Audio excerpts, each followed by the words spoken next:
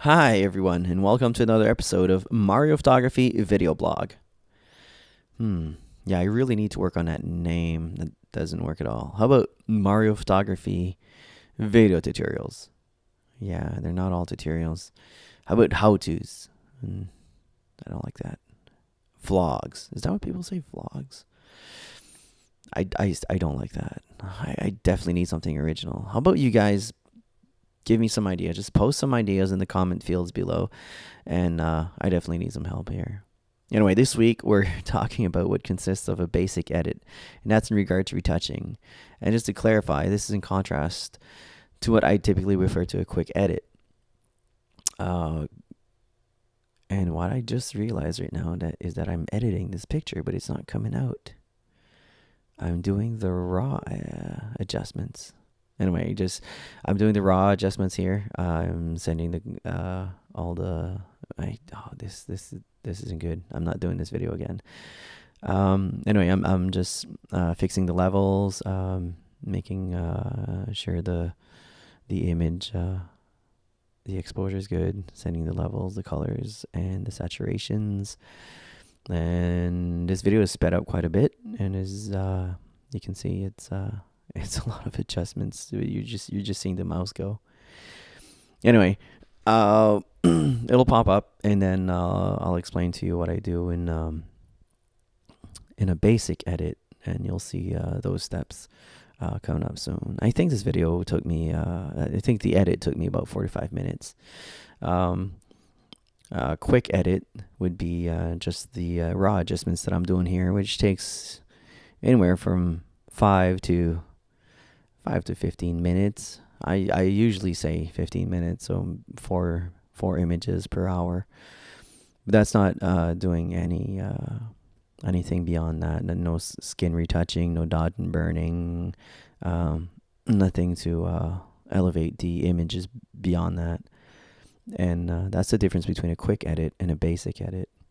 And that's compared to a complete, or what I consider a complete or a long edit would be a picture that is absolutely completely edited. I've retouched absolutely everything in the image, and I've made major adjustments to everything. And I typically won't do that for a portrait shoot or something like that. I'll do that for commercial work or some of my own personal art projects. And a quick edit, like I said, the quick edit can take 5 to 15 minutes, as where a basic edit usually takes more than that. It'll take about 45 to an hour and a half. And a complete or long edit can take me, I've done some complete and long edits that have taken me up to 12 hours. So there's quite a difference. And as you can see, like, I'm already at what, like over 3 minutes in this video, or almost 3 minutes. And that translates to 9 minutes. So that's me doing the raw adjustments here, which is absolutely too bad that you can't see it because it's day and night. Maybe I'll compare the two pictures at the end, so it'll give you an idea of what it looks like. So I think it's loading here. So here's the picture from the raw conversion, and it already looks pretty good. I mean, most people would look at this and be like, "Oh, right, that's good. That's not too bad." But the first thing that I'm noticing here is that it's way too high on her shirt. I'm losing a lot of details. So what I'm doing, I'm loading a second copy here, and I'm going to use that one to overlay on the first. And well, overlay is not a good term. I'm just gonna put it over and darken that part of the shirt. So that's what I'm doing here. So as you can see, in basic edits, I'm looking for things to really enhance the image. So yeah, I'm darkening. Well, I just put a layer mask, and I'm just revealing underneath the mask. I inverted the mask. Now I'm going so fast. I'm using the channels to see what I'm doing here, and I'm doing just getting. I don't need to be exactly precise. Nobody can actually tell. But if I'm doing, like I said, if I'm doing a complete or long edit, I'll be using pen tool to do this. But for now, I can do this. Like I said, most people won't even notice any difference. And again, like the this is my way of doing it. I don't think there's a wrong way of editing a picture. It's all personal choices. Some people prefer not to do all of these steps, and that's completely fine. There's no some people choose to use different colors, more contrast, less contrast. It's about personal choice and styles, and that's what really defines photographers, and it's how they build their brand through their editing style. People see their pictures and like, oh, I this is what I want to do, blah blah blah blah, and then they do it, and people like it, and there's always some people that's gonna like different editing styles, and then they build up their clientele based on what they have to offer.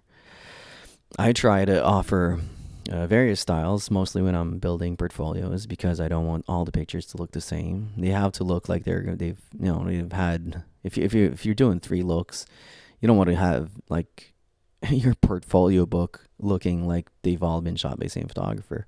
And some of the times, they'll be using the same makeup and stuff, and that's already detrimental, in my opinion. They should be using different makeup between different shoots, but it's not a big deal. At least if you can make the pictures look different, and that means using different styles of editing. So here I'm just doing some skin retouching. Mylene already has some really, really good skin, but teenagers, they do have some breakouts. All of them. Nobody has perfect skin. That's absolutely, some people do have close to, but yeah, everybody struggles here and there. So absolutely normal. I do. I'm 40 years old and I still struggle quite a bit. And Kim has a perfect skin too, but she, probably not even close to Mylene. So here I'm just clearing out. And what I do when I do skin retouching is I want to make it look natural. I don't just want to make it look natural. It has to be natural.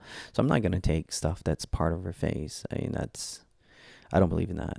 I want it to be her face at the absolute best. And if you're considering putting makeup, because makeup conceals, it conceals imperfections, and that's the role of makeup. And I mean, if you're doing that with makeup, why not do it with photography? As long you're not making the person look absolutely plastic and artificial. And I think I talked about that, one of those shoots that I did last season for a photo contest, which I ended up having second place. And that was the goal of it, making skin too perfect. And sometimes I'll give the skin a glow or something. So here I'm just doing some skin retouching. I do go over a lot of the different areas of the face, and I do try to cover most of it, but it's so slight. It is so slight that you can't always tell. And then what I do is I decrease the amount of editing. I don't know how to explain that in layman's terms, but I decrease the amount of effect that I've put on the skin, so to make it look even more natural. So it's extremely pronounced here, but at the end I'm going to decrease it. I just make it way more obvious here because I need to see what I'm doing, but I can decrease the overall effect at the end, which is pretty good. So yeah, little pockets under the eyes. I think the makeup artist did a really good job here. It's someone I don't actually know. I haven't met him before, but no, I think he's got some really, really good makeup here. I don't mind this at all. Definitely chose some good tones to match up with her skin and outfit. Yeah, and as I said, like, this is the way I do skin retouching, and everybody does it, their own way. Even if we use kind of like the same techniques, they're still like doing it their own way, and I wouldn't criticize that. I think people should do their things their own way, and that's what sets you apart. That's why it's an art form, and it's not just a technical work. It's not like putting pipes together, and no offense to pipe fitters. My grandfather was a pipe fitter. He was a really good one too, and I'm sure he got to be creative sometimes, but I mean, in those kind of works, then you do you don't get a lot of leeway as photography here. You do, and this here I'm just clearing up. I'm just making sure that the overall skin retouching doesn't spill out into the hair and stuff. And yeah, so here I think I'm going for the eyes. Yeah, so I'm taking her eyes out and making a copy of her eyes. Sounds kind of creepy, and it kind of looks a little creepy too there when you paste it over it and you just see her eyes floating in the air. Whoa! Apply a layer mask, and then I'm gonna cut around them, and then like I think eyes are like the most important part of a portrait. They really, really, really, really need to be sharp. And when I'm shooting, I am actually setting my camera up on a tripod. I'm putting live view. I am zooming in to the eyes and making sure that 100% that the eyes are tack sharp. As you can see, the depth of field here is very shallow, meaning that the background is blurred out. And that means that if the model even sways more than a few inches, then her eyes will be out of focus. So I really want to make her eyes sharp, and I'm going back. I just realized here by doing this that my mask wasn't fully uncovering her face, so I'm just clearing it out here. But yeah, I think the eyes are the most important part of the image. At least most of the times, they drive direction. They offer direction, and if they're looking at you directly, then they're giving the image a certain amount of power, and that's why the expression for the model is extremely important. So models, keep this in mind, that when you are looking into the camera, you're not just looking at the camera, you're looking at your audience. You're looking at everybody that's looking at the picture. And the look that you're going to give him is the feel that you're going to transmit to the viewer, and that is extremely important. Don't just look at the camera as if you're staring out into the nothing. I always say, just look into the camera. Give me like a passionate look or a flirtatious look, or it has to match up with the feel that you're going for, and that's what I'm doing here. Just putting emphasis on the eyes, and here I am just emphasizing even more the dark and light areas of the eyes. And again, I'm not painting something artificial over it. I'm just emphasizing what's already there. I do not like to add anything and make it artificial. I'm just, those black lines, as you can see, they're getting darker. And again, at the end, I'm really exaggerating these features here. At the end, I'm going to tone them down, and I'm going right into her eyes and making those darks and those brights. And you can see the big soft box, and looks like Kim has her hands in the soft box or something. I don't know what's going on with the catch light, but anyway, yeah. And just by doing that, it really adds even more power to her eyes. And as I said, as you see what I'm doing here, I'm not painting anything in. This is really just emphasizing the dark and the light areas, as us photographers like to call dodge and burn. And it's like, even like, this process is extremely long. I'm doing this fast, but this takes a while. You need to analyze the picture. You need to go back and look, and then you have your pen and your pad, and you're applying different pressure to make it look even and perfect. And yeah, it looks pretty good right there. Bam. And Mylene definitely worked her look. She has a very, very good look.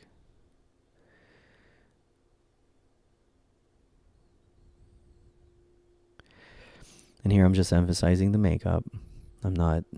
Sometimes I do have to touch up the makeup, and either it's not blending well, or the lines are all crooked, or there's gunk in the eyelashes, and I have to clean that up. And that's definitely something that I'll be doing.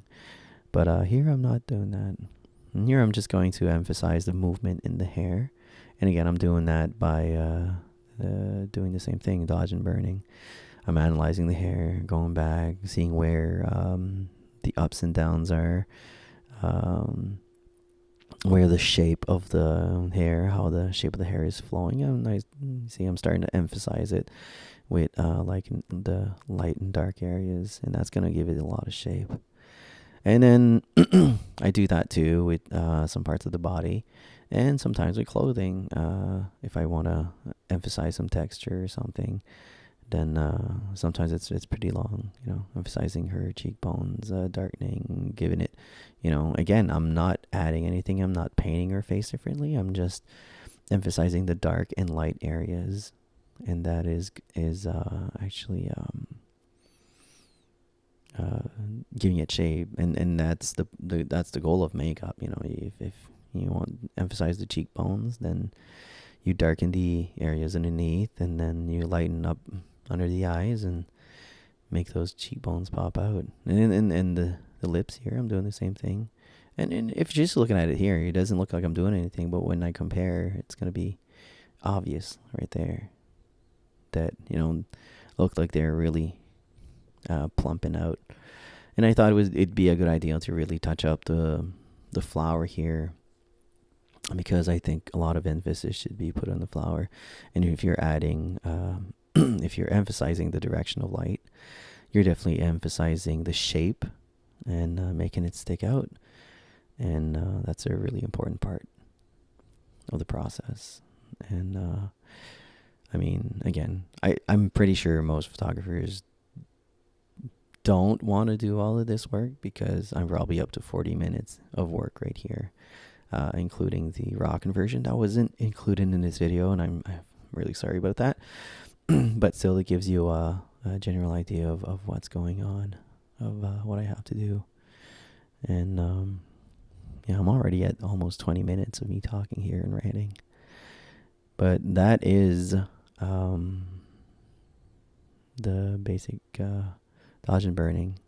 And I'm putting everything under a quick edit. Did I write quick edit? Should have written basic edit. And you can see it going on and off and what it looks like. And I'm definitely trying to get rid of some of the noise here, but it wasn't working out. It doesn't always work out. And there's not a lot of noise. There's not enough noise in the image to and it doesn't even cover all of the basic edits. I'm not going overboard with the color correction. I'm not going overboard with some of the details that I can spend. Like, I can spend sometimes 20 minutes just doing color correction on one of the images. I definitely try to get it perfect when I get it into the camera, but sometimes when you're looking at it afterwards, you noticing that the colors don't work. And I think that's what I'm doing here. I'm just showing you just a little preview of sometimes how colors can't work, but ultimately I decided not to fiddle around with it too much, because I can't spend 2 hours on every picture. I need to get some work done. And I shot Mylene and her cousin, and if I'd be spending 5 hours on each image to get it absolutely perfect, then I wouldn't be making any money. I'd be working for free, basically, and I can't do that. But I do want every picture to look as good as possible. And in terms of so I mean, if you're looking at this picture and you're thinking, here I'm just setting the opacity of the edit and to make it look more natural, as you can see. And most people will be looking at an image and they'll be thinking, oh wow, this is a nice picture, and then when you pull out an edited picture next to it, they're like, oh wait, that picture could have been way better.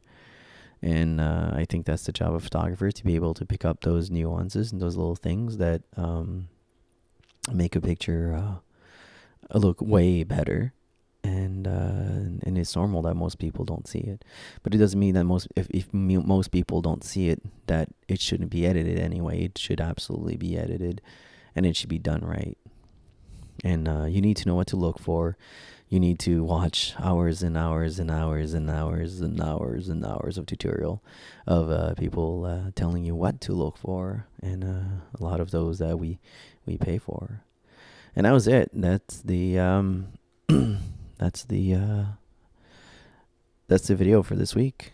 Here I'm gonna put some at the end. I'm going to put the two side by side, the original JPEG straight out of the camera, and the edit as well, the one that I chose to go with. And yeah, these pictures should be out pretty soon. We had an amazing shoot. I can't wait to share all the pictures with you guys. Anyways, that was it. It's for people that think that, the photographers are shooting a picture. He shot it. He's gonna go home and dump it on a CD and give it to us, and that's all the work that's involved. It really isn't. Shooting the picture is a fraction of what the work actually entails. The real work is when you get home and you have to do all the skin retouching and the touch-ups. I mean, back in the day when I shot film, I didn't have to touch up images, and even then I did, but I mean, not to the extent that I am doing now. And I am, when Photoshop came out, I absolutely hated it. I hated it. I hated the fact that I had to learn it, but I also hated the fact that it wasn't pure. But today I've grown to see it in a different way, and as I said, it's about enhancing the features that are already there, and making the person look as natural as possible, as opposed to creating something absolutely fictitious. And yeah, so I hope you enjoy this video. If you have any questions, please leave them in the comment field below, and definitely subscribe. And we will be having more videos coming soon. So thanks for viewing, and yeah, have a good one.